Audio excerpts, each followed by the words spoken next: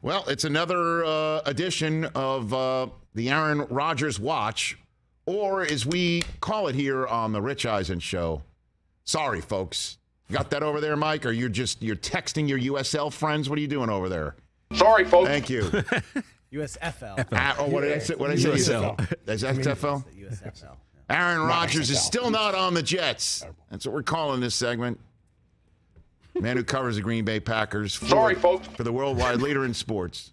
Rob Demovsky back here on the Rich Eisen Show on the day the off-season workout program is up and running for the National Football League. What's up there, Robert? Rich, is that sorry, folks, park's closed? Is that the rest of that? Yeah. We have a beautiful full-screen graphic here. It's production value is what we call it. Sorry, folks. And it is John Candy with his Wally World uniform telling everybody Aaron Rodgers is still not on the Jets. So, well, if something doesn't change, then Chevy Chase might have to play the role of Brian Gutekunst and just break into the Jets draft room and tell Joe Douglas, will you please accept one of my proposals? Is that what it is? Because we're all wondering who's it on.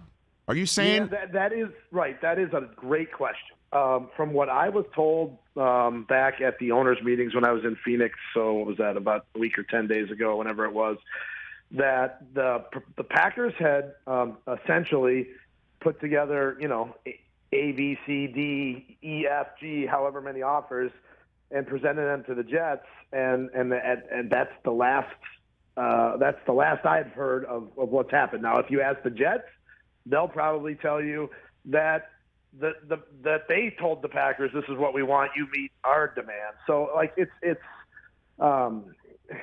so hard to tell, and that's why we really don't know, Rich, who actually has the leverage in this situation. I mean, you can make cases for reasons that the Packers do, reasons that the Jets do. It depends on your perspective. I really believe that it's hard to tell who exactly is driving this.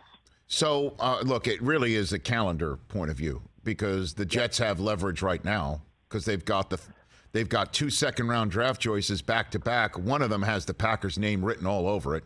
If they can figure out of the sliding, apparently from what I'm hearing, the sliding scale of what the draft choice in the following draft would be based on what Rodgers is going to do, and the idea that there was a first-round pick on the table no matter what after he said he was 90% retired, and the Jets went through, Brett Favre using them as a portal to the Vikings before.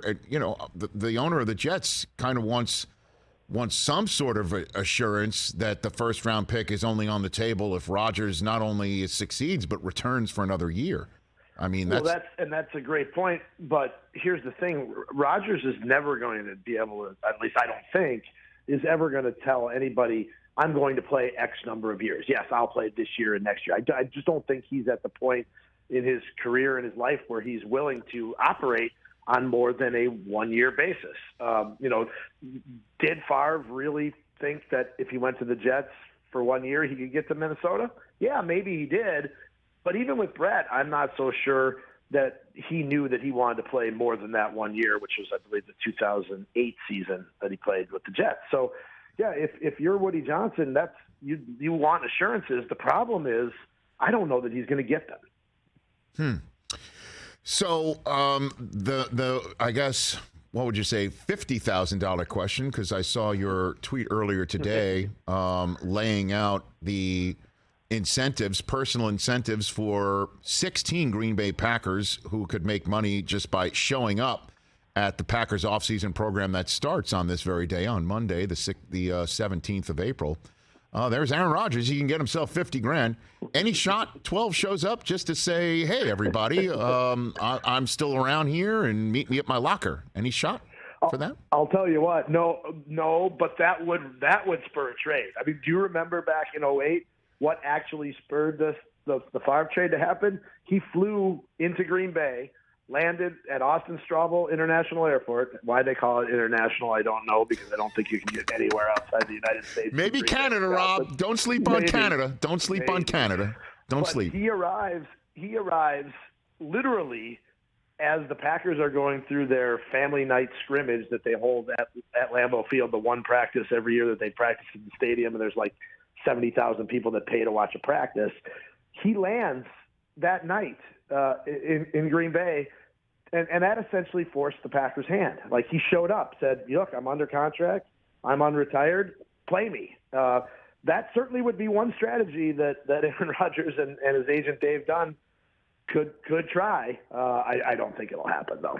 Well, I mean, it could if this thing goes through the draft, right? I mean, May has some mini camps, and then there's June for a mandatory mini camp. And I imagine, and if, Rodgers gets hurt in any of these working out, that creates another conundrum for Green Bay. And that's the fear on the Packers standpoint, is if he were to come and get hurt in their facility, then they would be on the hook. Now, if he's working out on his own and gets hurt, I believe they would be able to categorize that as a non-football injury, and then they wouldn't necessarily have to pay him. Obviously, there'd be huge arbitration and all that stuff, but that would be a thing. I do also believe, Rich, that his workout bonus is tied only to showing up for the mandatory minicamp. That's what it was last year. Uh-huh. Whereas the rest of these workout bonuses, it's almost always you must participate in X percentage. Usually it's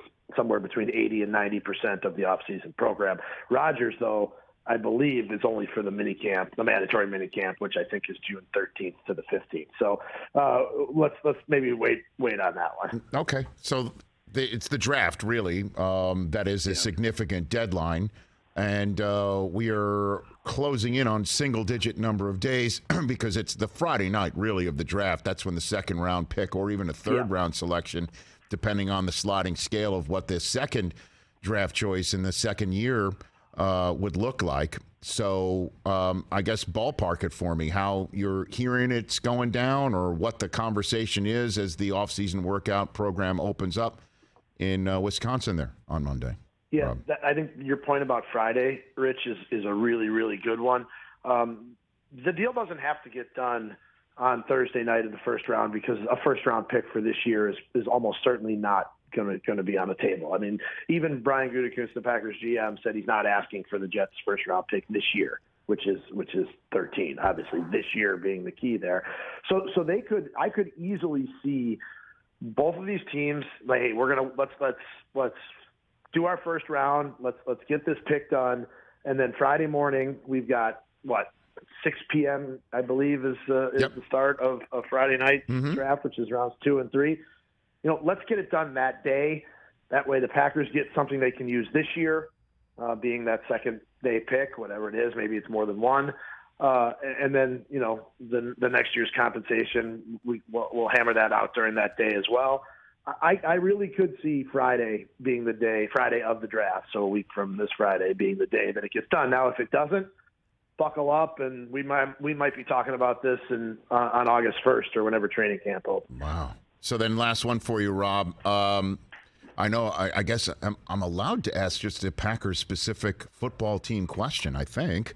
Really? If there's they're going to have a season? I'm going to dare to do that. 15th overall pick. What are you hearing about Green Bay's draft strategy or who they covet going into this draft, Rob? I'm actually just building my big board, which is really a very small board because I don't know enough about all these guys. But it's all good. Look, their history suggests like they're not going to pick, Dalton Kincaid or Meyer, both the tight ends, Kincaid out of Utah or Meyer out of Notre Dame, because they haven't taken a tight end since 2000 in the first round. Wide receiver, basically the same thing, 2002. And it's just not in their MO to take those guys. They play it a little bit safer, what they believe to be safer. They would love Peter Skoronski, the tackle from Northwestern, whose grandfather coincidentally played for the Packers during the Lombardi era. But again, is he going to be there at 15? If not, I think they look to an edge rusher if possible. They draft a lot of defensive players around here.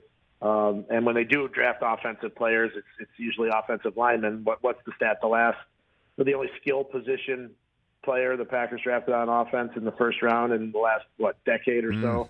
was Jordan Love, which obviously didn't help Aaron Rodgers. So I would look at the offensive tackles and the edge rushers and see how those come off the board, the first dozen picks. And, I would think that they'd probably go in that direction. Yeah, I mean, Skoronski, I don't know what you make of mock drafts anyway these days, but if you took everyone's mock draft and just laid one over and over and over the other, if it was just like a clear sheet, the only one that would match up would be Skoronski going to the team that Aaron Rodgers owned. Like that's the one at 9th overall. Chicago, if he slips past Chicago, that would be a shock to me.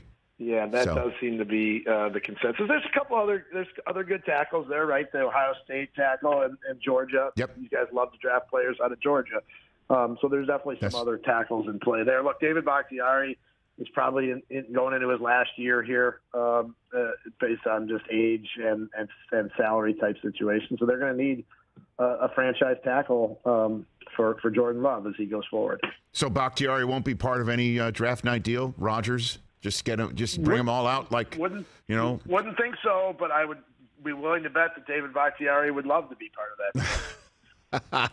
Well, you take care, Rob. Appreciate the time. We'll chat again soon. Thanks again. You got it, Rich. You got it. That's Rob Demovsky right here from the great state of Wisconsin, right here on the Rich Eisen Show, covering the Packers. Catch the Rich Eisen Show every single day on the Roku channel, 12 to 3 Eastern, for free.